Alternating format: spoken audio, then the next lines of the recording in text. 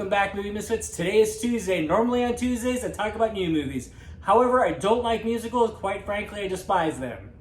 And I won't be talking about the musical that bombed on HBO Max and that also bombed at the box office. So thankfully, I won't be talking about that movie. So I'll be catching up on reviews, and I'll be talking about something that I saw recently that came out earlier this year on HBO Max, and that was Wonder Woman 84.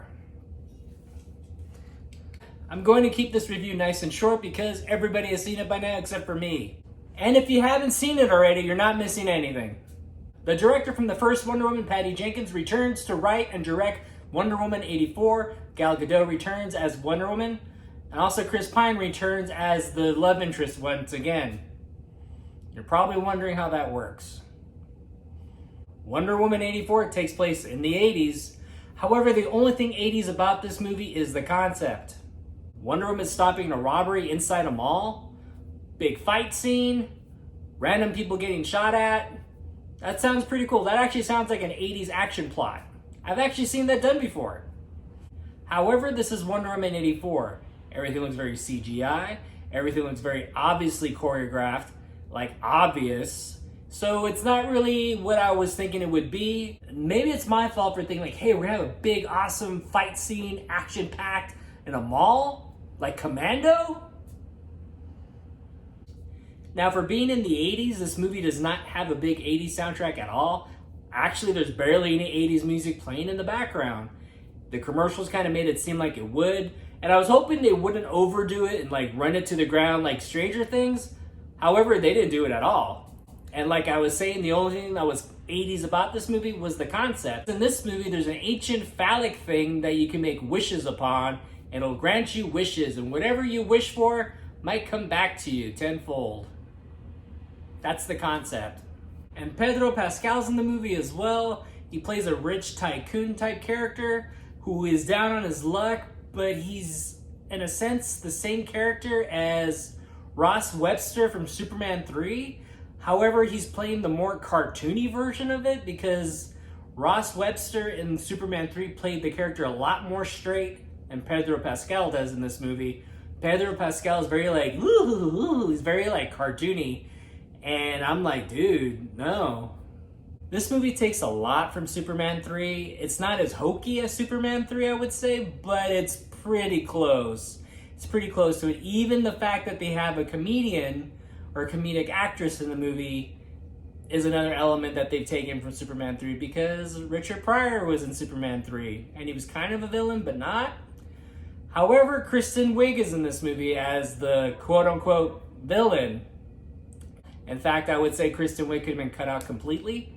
Maybe set up for another sequel, however, but I would have just cut her out right away because her character served zero purpose. Character wasn't funny at all. And she was just kind of there. And basically she's there and then she disappears for a big chunk of the movie. Then she reappears at the end, basically for the big CGI fight at the end of the movie. And you're kind of like, oh yeah, I forgot you were here. Chris Pine returns, and yes, he is dead. However, he's able to return because she wished on the wishing wiener for him to come back. So he comes back. However, his conscience is in someone else's body. She totally like Kitty Prided him into someone else's body. So yeah, so he's in someone else's body. However, she could see him as Chris Pine. However, some other dude, and I think he's credited as good looking guy. So off and on, we'll see the dude that he's possessing, so to speak. But most of the time we see Chris Pine.